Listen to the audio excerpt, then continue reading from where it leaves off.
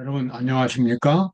오늘은 하나님의 말씀을 참된 겸손이라는 제목으로 준비를 해보았습니다.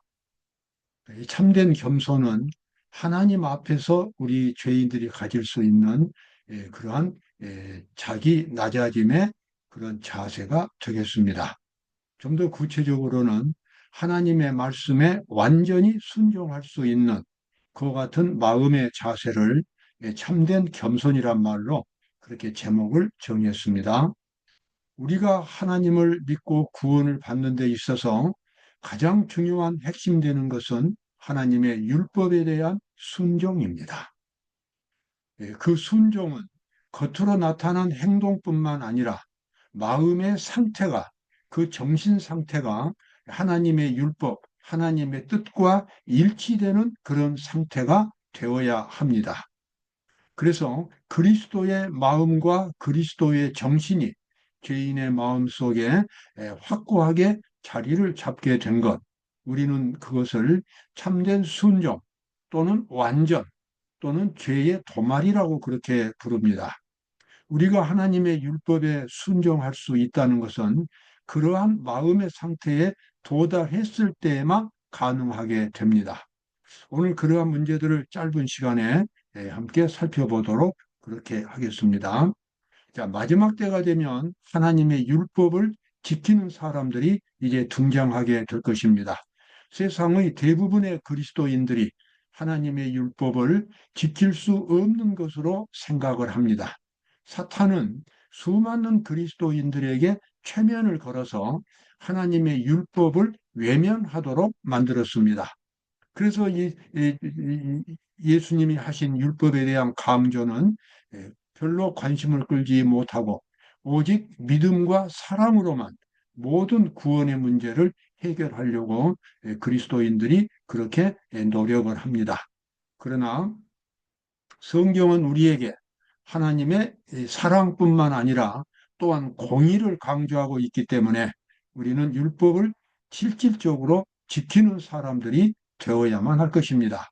자, 요한계시록 13장 14절에 보면 짐승 앞에서 받은 바 이적을 행함으로 땅에 거하는 자들을 미혹하며 땅에 거하는 자들에게 이르기를 칼에 상하였다가 살아난 짐승을 위하여 우상을 만들라 하더라. 자, 여기 나와 있는 짐승이 이렇게 나오고 또 칼에 상하였다가 살아난 짐승 이렇게 나오는데 오늘 이것을 다 설명할 길은 없겠지만 여기 나와 있는 이 짐승은 마지막 때에 기독교가 타락한 기독교들의 연합체를 가리킵니다.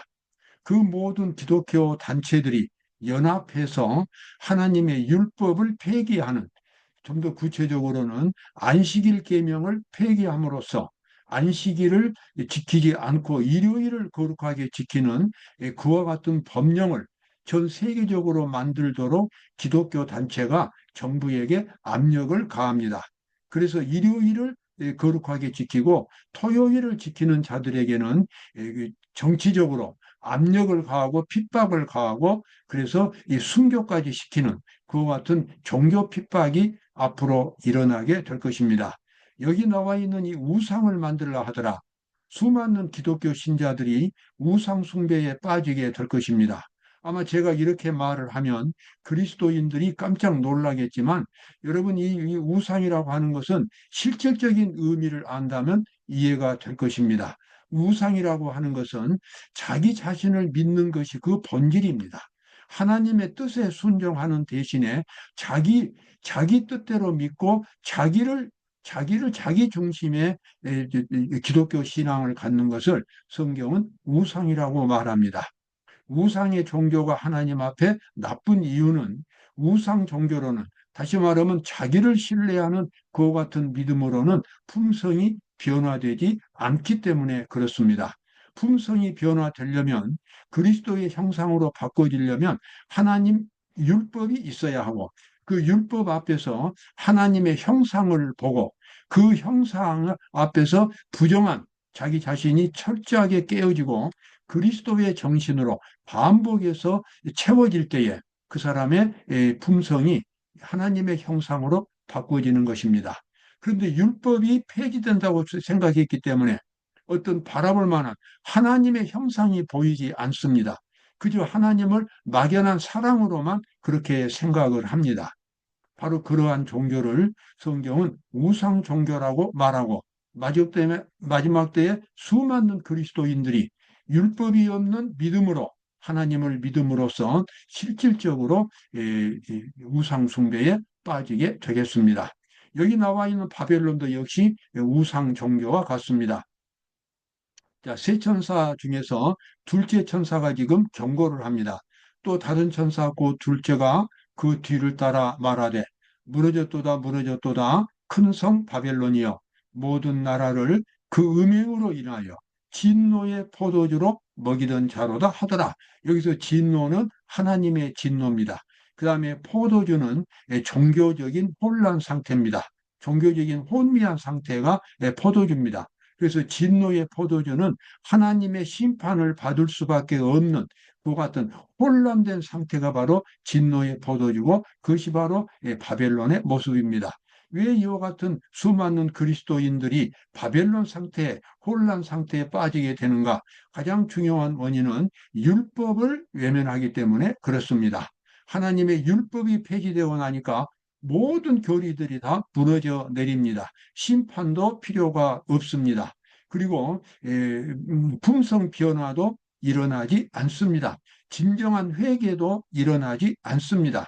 왜냐 그러면은 그리스도인의 삶의 표준이 되는 하나님의 율법을 그들이 외면하고 있기 때문에 그렇습니다. 사탄은 에덴 동산에서 하와를 유혹해서 하나님의 율법을 범하게 만든 그 이후로 줄기차게 하나님의 백성들을 유혹해서 율법을 지키지 않도록 그렇게 만들어 왔습니다. 무수한 하나님의 백성들이 그 함정에 빠졌습니다. 이런 핑계, 저런 핑계, 이런 이유, 이런 논리 때문에 수많은 하나님의 백성들이 율법을 지키지 않게 되었고, 오늘날에도 수많은 그리스도인들이 율법을 외면하고 있습니다.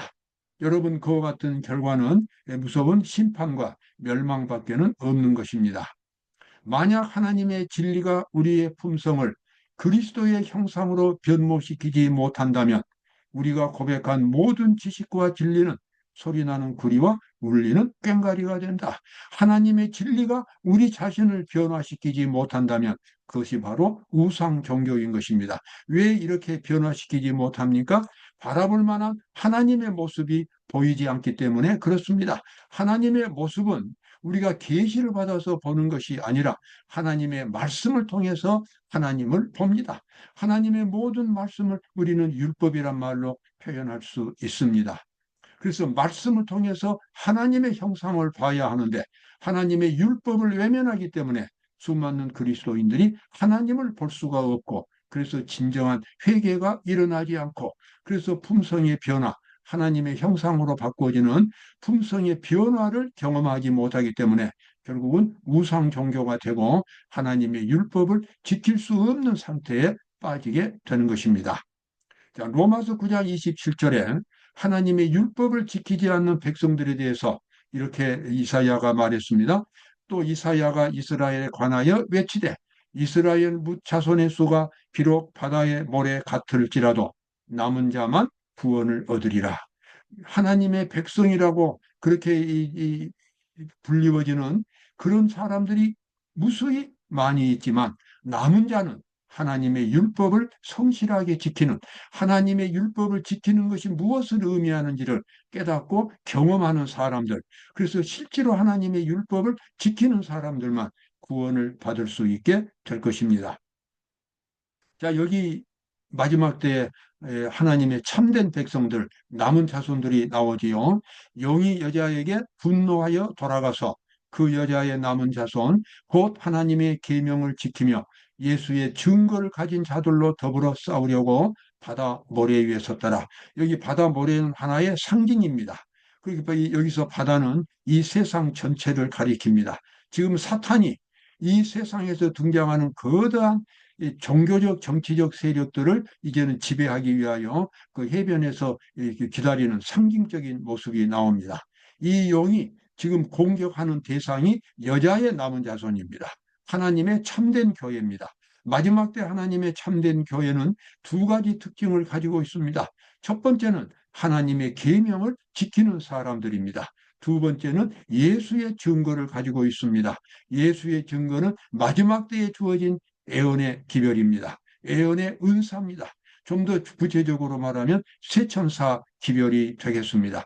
지금 하늘에서 진행되고 있는 조사 심판의 기별을 지금 세상 사람들에게 전하는 사람들, 바로 그 사람들이 하나님의 참된 백성들인 것입니다. 자, 애통하는 자. 여기서 이제 오늘 애통하는 자의 모습을 보겠습니다.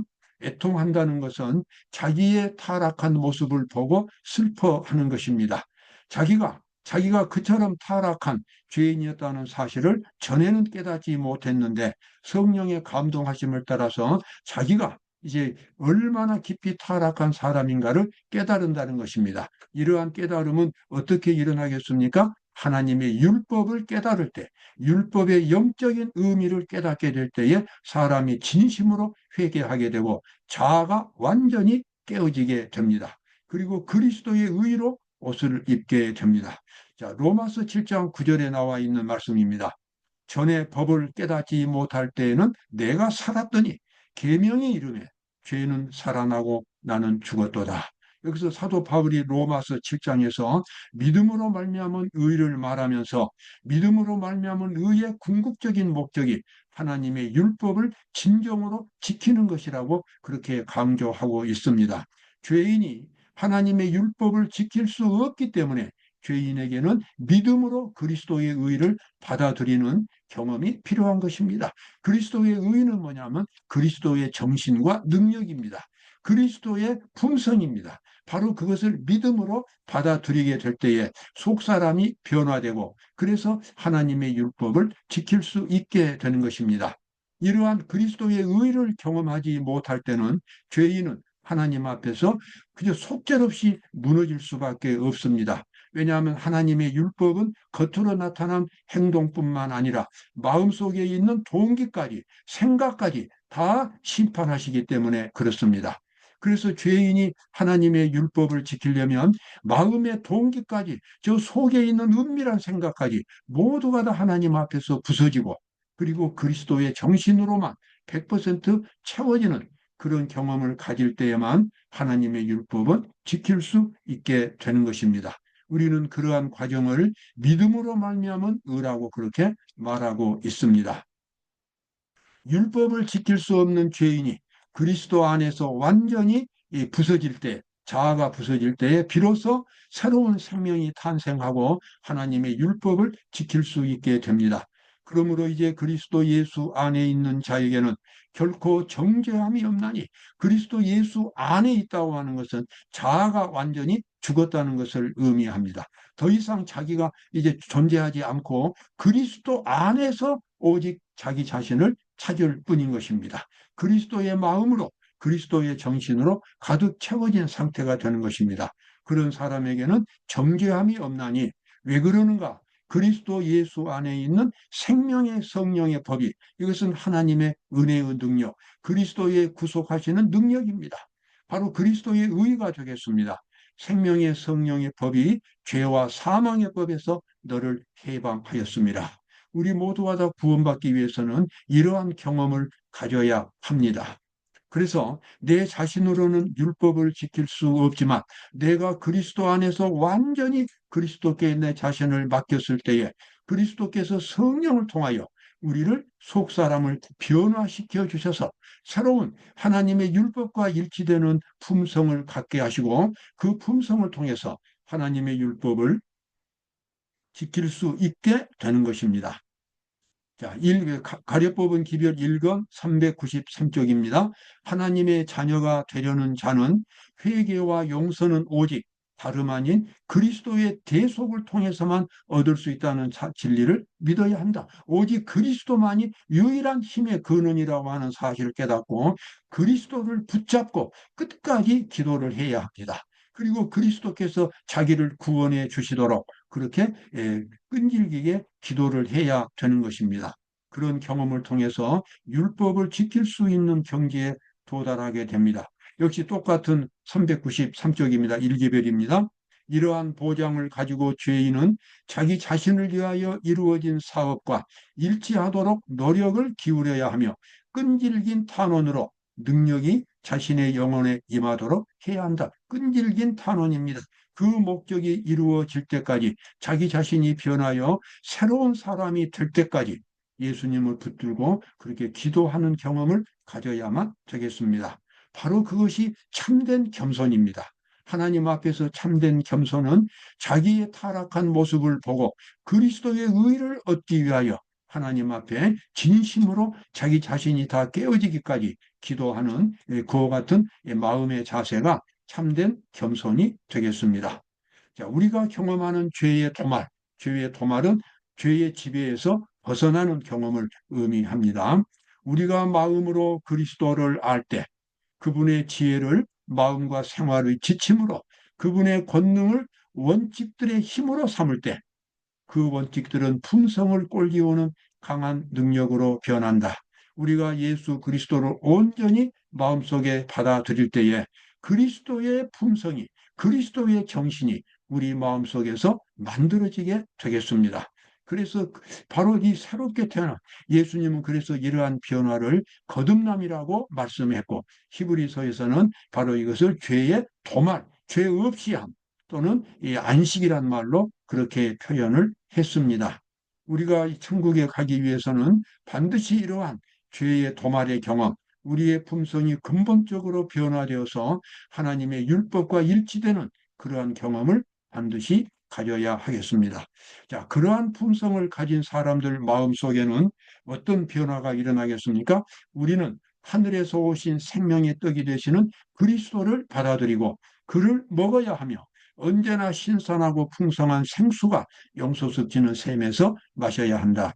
그와 같은 깊은 경험을 가질 때에 마음속에서부터 변화가 일어나게 되겠습니다. 마음속에서 생수와 같은 기쁨이, 생수와 같은 구원의 확신이 언제나 마음속에서 솟아나는 그러한 기적을 경험하게 될 것입니다. 실물교훈 129쪽에 나와 있는 말씀입니다. 우리가 항상 주님을 우리 앞에 모시고 마음으로부터 그분에게 감사와 찬송을 돌린다면 우리의 신앙생애는 늘 새로운 힘을 얻게 될 것이다. 여러분, 이 그리스도인의 삶은 그저 고난을 당하는, 그저 쉼이 없이 고난을 당하는 고행의 길이 아닙니다. 겉으로 볼 때는 어려움을 당하고 시련을 겪지만 마음속에는 언제나 구원의 확신이 있습니다. 예수님이 주시는 삶의 기쁨과 행복이 있습니다. 마음에 깊은 평화가 있고 장래를 바라볼 때에 언제나 자신감이 있습니다. 바로 그것은 속죄를 경험한 사람의 마음의 상태가 되겠습니다. 자, 교회 증언 5권 218쪽에 나와 있는 말씀입니다. 그대가 어떤 사람이든 그대의 삶이 어떤 것이든 그대는 오직 하나님이 정하신 방법으로만 구원을 받는다. 그대는 회개해야 된다. 회개란 말은 돌아선다는 말입니다. 즉 예수 그리스도의 반석 위에 절망적으로 떨어져야 한다. 어떤 사람이든 오직 구원받는 방법은 한 가지라는 것입니다. 그것은 죄된 자가 자기 자신이 완전히 깨어지고 오직 그리스도만이 살아계시는 그와 같은 근본적인 변화가 있을 때에 바로 그 사람은 구원을 받는 사람이 되겠습니다.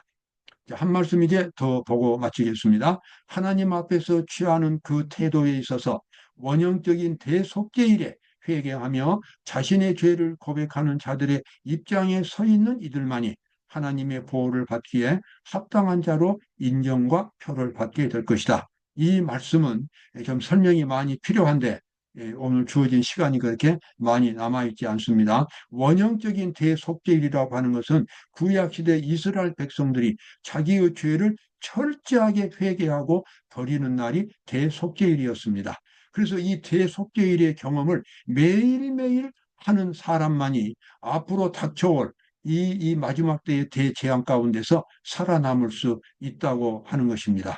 이것은 우리가 앞에서 본 대로 자아가 철저하게 깨어지고 하나님의 뜻에 자신을 온전히 일치시키는 그와 같은 그 경험, 그러한 결단, 그런 속에서 그리스도의 의가, 그리스도의 정신이 마음에 굳게 자리 잡는 경험, 바로 그것이 장래를 위해서 이 세상이 멸망할 때, 대재앙이 내릴 때에 살아남을 수 있는 사람들의 영적인 상태가 되겠습니다.